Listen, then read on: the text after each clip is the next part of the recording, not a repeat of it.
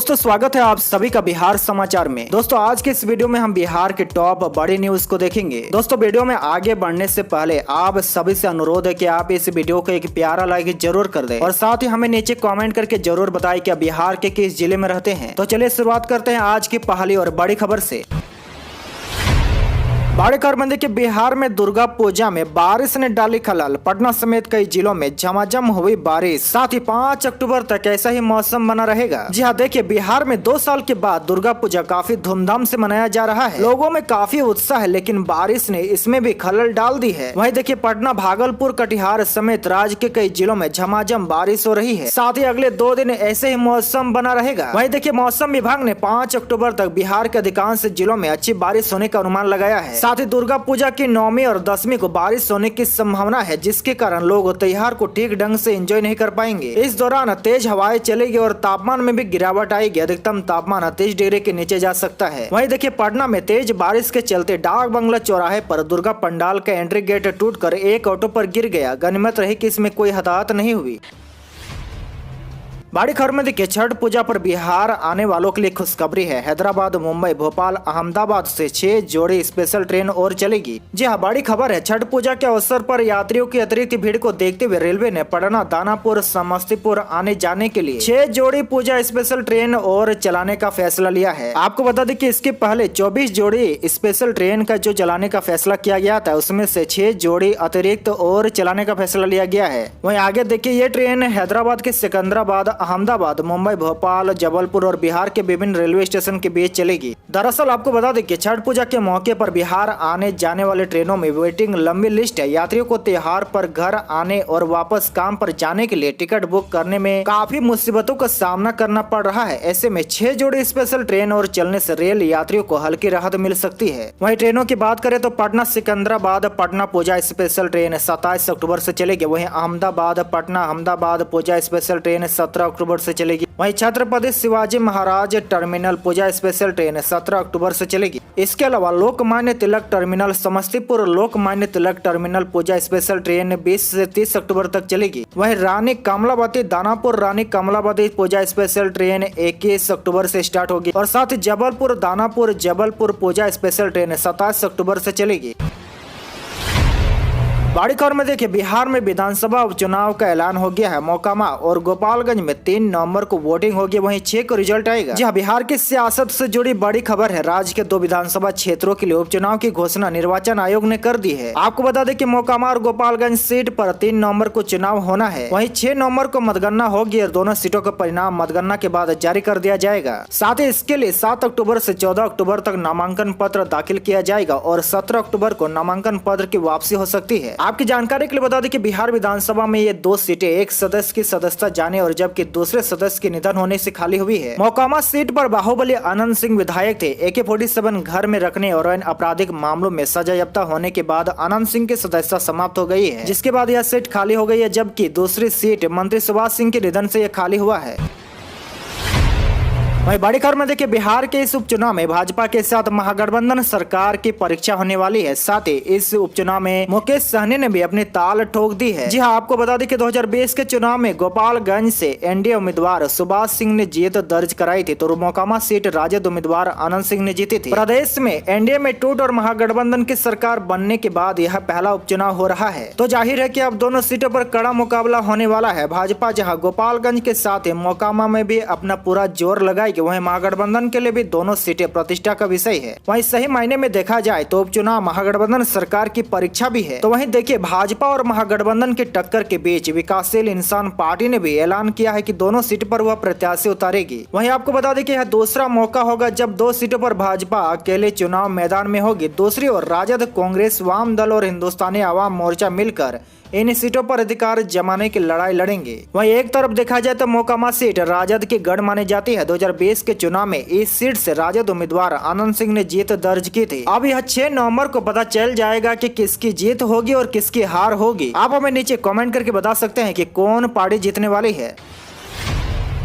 तो वहीं बड़ी खबर में देखिए, मोकामा सीट पर आनंद सिंह की पत्नी लड़ सकती है चुनाव। जी हां, मोकामा विधानसभा सीट बाहुबली आरजेडी विधायक आनंद सिंह को कोर्ट से सजा होने के बाद उनकी विधानसभा सदस्यता जाने के बाद रिक्त हुई है। अब देखिए, माना जा रहा है कि वहां से आनंद सिंह की पत्नी नीलम देवी चुनाव लड़ेगी। हालांकि इस सीट पर जेडीयू भी चुनाव लड़ता रहा है और बदली राजनीतिक परिस्थितियों में अब जेडीयू भी आरजेडी के साथ है। अब यह देखना होगा कि महागठबंधन सरकार मोकामा सीट पर किसको अपना उम्मीदवार उतारती है। बड़ी खबर में देखिए, गांधी मैदान में 70 फीट लंबा होगा अहंकारी रावण का पुतला और इस कार्यक्रम में सीएम नीतीश और तेजस्वी शामिल होंगे। आपको बता दें कि बिहार में कोरोना काल के 2 साल बाद भव्य रूप से नवरात्रि का त्योहार मनाया जा रहा है। वहीं इस बार दुर्गा पूजा की धूम चारों ओर देखने को मिल रही है। विजयदशमी को पटना के ऐतिहासिक गांधी मैदान में अहंकारी रावण के पुतले का दहन किया जाएगा। गांधी मैदान में इसकी तैयारियां जोरों शोरों से की जा रही है। 2 साल बाद हो रहे इस कार्यक्रम में बिहार के मुख्यमंत्री नीतीश कुमार और उप मुख्यमंत्री तेजस्वी यादव भी शामिल होंगे। वहीं मुख्यमंत्री के कार्यक्रम में शामिल होने की सूचना मिलने के बाद प्रशासन ने सुरक्षा को लेकर तैयारियां और भी तेज कर दिए हैं। वहीं देखिए, दशहरा कमेटी के अध्यक्ष रावण वध कार्यक्रम को लेकर बताया कि रावण, मेघनाथ और कुंभकर्ण का विशाल पुतला बनाया जा रहा है। बड़ी बात यह है कि रावण का पुतला 70 फीट लंबा होगा, जबकि मेघनाथ का पुतला 65 फीट और कुंभकर्ण का पुतला 60 फीट लंबा होगा। वहीं पुतला को बनाने के लिए 10 से अधिक कारीगर काम पर लगे हुए हैं। कार्यक्रम को भव्यता देने के लिए एक छोटे से लंका भी तैयार किया जा रहा है।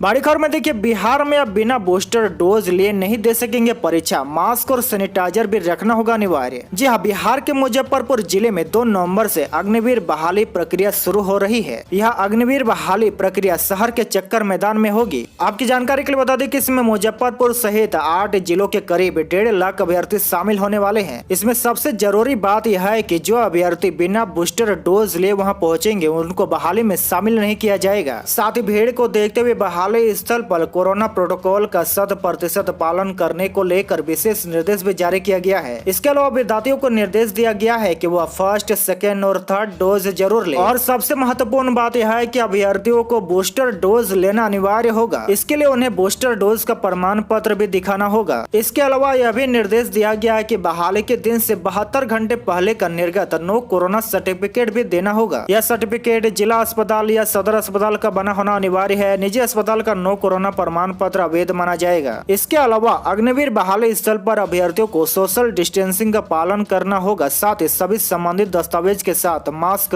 सैनिटाइजर और ग्लव्स रखना होगा। जिसके पास भी नहीं होगा उसे बहाली स्थल पर प्रवेश नहीं करने दिया जाएगा। इस दौरान अभ्यर्थियों को शारीरिक दूरी भी बनाए रखना होगा। अग्निवीर बहाली स्थल पर ड्यूटी में तैनात स्टाफ मास्क और ग्लव्स पहने रहेंगे।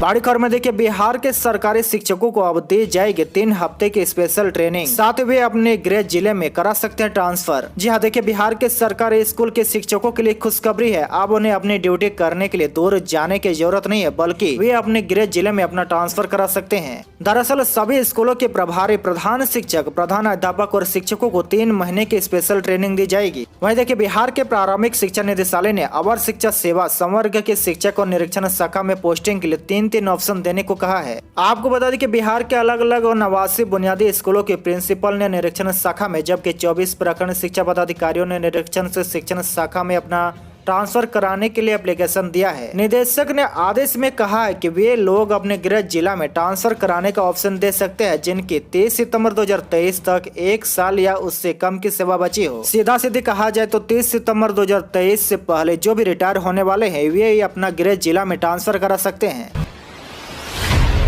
बड़ी खबर में देखिए, बेतिया स्वच्छता रैंकिंग में बिहार में दूसरे नंबर पर आ चुका है। अब वहां पर सड़क पर कूड़ा कचरा फेंकने पर देना होगा जुर्माना। जी हाँ, देखिए, राष्ट्रीय स्वच्छता सर्वेक्षण 2022 में लंबी छलांग मारते हुए बेतिया स्टेट रैंकिंग में दूसरे स्थान पर पहुंच गया है। वहीं राष्ट्रीय रैंकिंग में 1 से 10 लाख तक की आबादी वाले शहरों की सूची में पूरे देश में बेतिया 233वें स्थान पर है। आपको जानकारी होनी चाहिए कि बेतिया ने बड़े बड़े राज्यों के बड़े बड़े शहरों को पछाड़ते हुए इस बार उल्लेखनीय उपलब्धि हासिल की है। पिछली बार यह 13वें स्थान पर था, जबकि 2020 में इसकी स्टेट रैंकिंग में 5वीं थी। वहीं नगर आयुक्त लक्ष्मण प्रसाद ने खुशी जताते हुए कहा कि यह गौरव की बात है। साथ ही उन्होंने कहा कि इसके लिए प्रशासन एवं निगम कर्मियों ने काफी मेहनत की है, इसके बदौलत यह स्थान हासिल हुआ है। वहीं देखिए इसके बाद नगर निगम में रविवार को आयुक्त शंभू कुमार की अध्यक्षता में बैठक हुई। रैंकिंग सुधार पर प्रसन्नता जाहिर करते हुए उन्होंने कहा कि यह गौरव की बात है कि स्टेट रैंकिंग में पिछले रिकॉर्ड तोड़ते हुए निगम दूसरे स्थान पर आया है। उन्होंने कहा कि अब पहले स्थान पर लाने के लिए और मेहनत करनी होगी। इसके अलावा देखिए उन्होंने कहा कि अब व्यावसायिक क्षेत्रों में 2 पालियों में कचरे का उठा हुआ झाड़ू लगाया जाएगा। कोई भी व्यक्ति व दुकानदार सड़क पर कूड़ा फेंकते हुए नजर आएगा तो उसे जुर्माना देना होगा। बड़ी खबर में देखिए नीतीश कैबिनेट से इस्तीफे के बाद सुधाकर सिंह फॉर्म में आ गए हैं। उन्होंने कहा कि सड़क से सदन तक उठाऊंगा किसानों की आवाज। जी हाँ, देखिए बिहार के महागठबंधन सरकार में कृषि मंत्री रहे सुधाकर सिंह नीतीश कैबिनेट से इस्तीफे के बाद फॉर्म में आ चुके हैं। उन्होंने इस्तीफे के अगले दिन ही कैमूर जिले के अघोरा में किसान सभा को संबोधित किया। इस दौरान उन्होंने नीतीश सरकार में भ्रष्टाचार का मुद्दा भी उठाया। साथ ही कहा कि अब वे किसानों की समस्या उठाते हैं तो कुछ लोगों को बुरा लग जाता है। साथ ही देखिए उन्होंने चेतावनी देते हुए कहा कि जरूरत पड़ी तो वे सड़क से लेकर सदन तक आवाज उठाएंगे। वहीं किसान सभा में सोमवार को आरजेडी नेता सुधाकर सिंह ने कहा, जब मैं किसानों की समस्या उठाता हूं और भ्रष्टाचार का विरोध करता हूं तो कुछ लोगों को बुरा लगता है। सत्ता में बैठे लोगों को बेचैनी बढ़ जाती है। कर्मचारी और अधिकारी मालिक बन बैठे हैं। अभी मैंने इस्तीफा दिया है, सरकार हम लोगों की है, जरूरत पड़ी तो सड़क से सदन तक आवाज उठाऊंगा।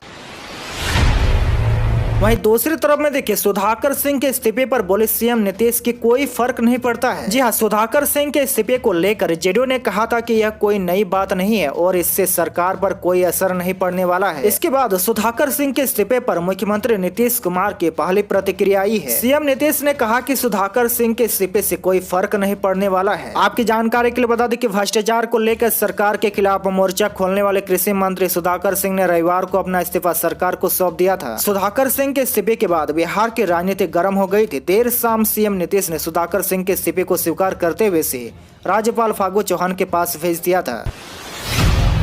बड़ी खबर में देखिए बीपीएससी सरस्वती प्रारंभिक के री एग्जाम का आंसर की हुआ जारी। जी हाँ, बीपीएससी सरस्वती प्रारंभिक का आंसर की आउट हो गया है। बिहार लोक सेवा आयोग के द्वारा यह आंसर की जनरल स्टडीज पेपर के लिए जारी हुआ है। जिन अभ्यर्थियों ने बीपीएससी की सरस्वती प्रीलिम्स कंबाइंड कॉम्पिटिटिव परीक्षा दी है वो इसे आयोग की आधिकारिक वेबसाइट से डाउनलोड कर सकते हैं। ऐसा करने के लिए अभ्यर्थियों को केवल bpsc.bihar.nic.in पर जाकर आंसर की को डाउनलोड करना होगा। इस आंसर को प्रिंट करके रख ले। परीक्षा का आयोजन 30 सितंबर को किया गया था। परीक्षा के लिए करीब 6 लाख लोगों ने रजिस्ट्रेशन कराया था। हालांकि इसमें करीब 4.75 लाख अभ्यर्थियों ने हिस्सा लिया था। साथ ही आपको बता दें कि आयोग के द्वारा जारी आंसर की में किसी उत्तर की गलती को लेकर अभ्यर्थी आयोग में आपत्ति दर्ज करा सकते हैं। अभ्यर्थी अपनी आपत्ति 12 अक्टूबर 2022 के पहले भेज सकते हैं। बड़ी खबर में देखिए बिहार का दूसरा सबसे गंदा शहर बना सासाराम, पहले स्थान पर रहा सिवान। जी हाँ, आगामी 20 अक्टूबर को सासाराम नगर निगम का चुनाव कराया जाएगा, लेकिन 2022 में स्वच्छता सर्वेक्षण का जो रिपोर्ट जारी किया गया है वह सासाराम नगर निगम के मुंह पर तमाचा है। देश के 382 शहरों में कराए गए स्वच्छता सर्वेक्षण में सासाराम 372वें नंबर पर है, जबकि बिहार का सिवान शहर 373वें स्थान पर है। इस तरह गंदगी के मामले में सासाराम का बिहार में दूसरा स्थान है। आपको बता दें कि 2021 के सर्वेक्षण में सासाराम सबसे गंदा शहर था। मार्च 2021 में सासाराम नगर निगम बना, तब तत्कालीन नगर परिषद का बोर्ड भंग कर दिया गया। इसके बाद सासाराम नगर निगम की कमान अफसरों के हाथ में आ गई, लेकिन अफसरों के हाथों भी शहर की सूरत नहीं बदली। योग की जगह शहर को नगर आयुक्त मिले, बड़ा बजट मिला, लेकिन शहर गंदगी में अव्वल स्थान पर रहा। हालांकि 2021 में 1 लाख से 10 लाख की आबादी के बीच देश के 372 शहरों में सर्वेक्षण किया गया था, जिसमें सासाराम सबसे निचले पायदान पर था। आज के लिए बस इतना ही। इसी तरह बिहार के डेली न्यूज देखने के लिए आप हमारे चैनल को जरूर सब्सक्राइब करें।